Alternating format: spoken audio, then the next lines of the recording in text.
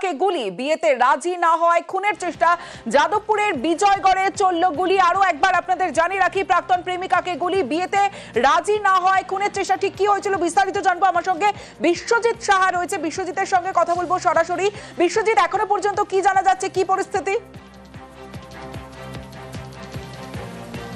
একদমই, আমরা ঘটনাস্থলেই রয়েছি বিজয়গড়, এবং বিজয়গড়ের যে অ্যাড্রেসটা অর্থাৎ চ্যাটার্জি ভিলা 2/195D বিজয়গড়, কলকাতা 32। এবং এই যে বাড়িটা, সেই বাড়িটার একদম সরাসরি এই গলি দিয়ে যদি আমরা দেখি তাহলে ওই ভেতরে যে ঘর রয়েছে, যে ঘরটি এই মুহূর্তে তালাবন্ধ, পুলিশ ইনভেস্টিগেশন করছে, পুলিশ তদন্ত করছে। ঠিক 7টা নাগাদ এই রোমহর্ষক ঘটনা ঘটে, এবং এই 7টা নাগাদ যে ঘটনা ঘটে, একটি যুবক আসে এবং এই বাড়ির যে মেয়ে তাকে লক্ষ্য করে গুলি চালায়। ঠিক গুলিটি তার মাথার উপর দিয়ে গেছে, এবং এই ঘরের সামনে যে আমরা দরজা বন্ধ দেখতে পাচ্ছি, এই ঘরের ভেতরে পুলিশ সেই যে গুলি চলেছে, কোথায় গুলি চলেছে, কতটা দূরত্বে তার যে অবস্থান, সেই অবস্থানের মাপযোগ করছে এবং ঘটনার তদন্ত করছে পুলিশ। এবং এই মুহূর্তে এই যে খবর যে কিছুটা হলেও প্রাণ রক্ষা হয়েছে, অর্থাৎ একেবারে মাথার ওপর দিয়ে বেরিয়ে গেছে। যারা এখানে রয়েছেন আমরা দেখতে পাচ্ছি এলাকার বাসিন্দারা রয়েছেন, তারা যদি কেউ কিছু জানেন আমরা একটু জানার চেষ্টা করব।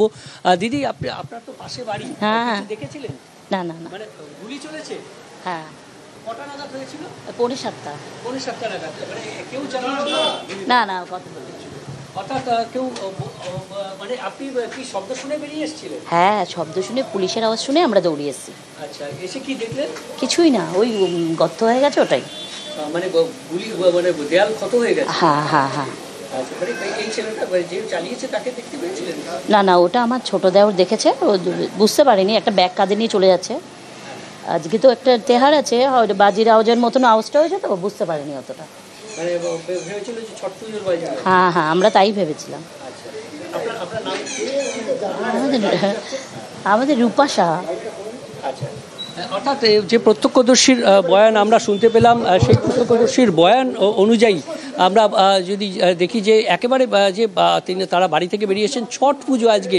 স্বাভাবিকভাবেই এই ছট পুজোর দিন সব জায়গায় বাজি ফাটানো হয়, সেই বাজির আওয়াজই প্রতিবেশীরা মনে করেছেন।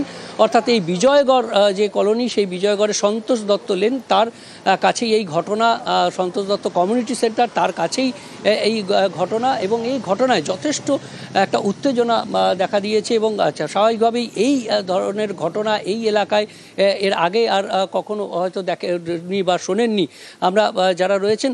দাদা, এইখানে এর আগে কি কখনো এরকম? আমি ঠিক জানি না। না, বলছি আমি লোকাল না, দূরের।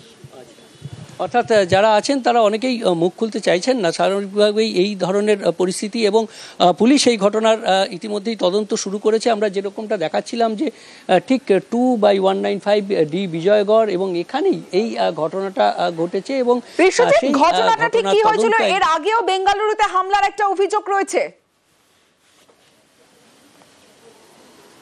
যেটা পুলিশ সূত্রে জানা গেছে, যে যতটুকু ইনভেস্টিগেশন বা জিজ্ঞাসাবাদ তারা করতে পেরেছেন, যে এই যে মেয়েটি যাকে লক্ষ্য করে যুবক গুলি চালিয়েছিল এবং একটি ব্যাগ পিঠে করে সে পালিয়ে যায়, এবং সেই যুবক ব্যাঙ্গালোরে পড়াশোনা করতো, এবং এই মেয়েটিও তার পরিবারের সঙ্গে গিয়ে ব্যাঙ্গালোরে পড়াশোনা করতো, এমনটি জানা যাচ্ছে। সেখানেই তাদের পরিচয়, এবং তারপর এই মেয়েটিকে বিয়ে করার জন্য চাপ দেয়, এবং সেই চাপ অস্বীকার করায়, অর্থাৎ বিয়ে করতে অস্বীকার করায় যুবককে। সেই যুবক আজ এসেছিল, এবং সেখানেই তাদের কথা কাটাকাটি হয়, এবং তারপর সরাসরি গুলি চালিয়ে দেয়, এবং সেই গুলিটি মানে কোনো ক্রমে তার মাথার উপর দিয়ে চলে যায়, এবং গুলিটি লক্ষ্যভ্রষ্ট হয়, এবং অল্পের জন্য প্রাণে রক্ষা পায় এই যুবতী। এবং স্বাভাবিকভাবেই এই ঘটনায় যথেষ্ট চাঞ্চল্য ছড়িয়েছে বিজয়গড় এলাকায়। বেশ।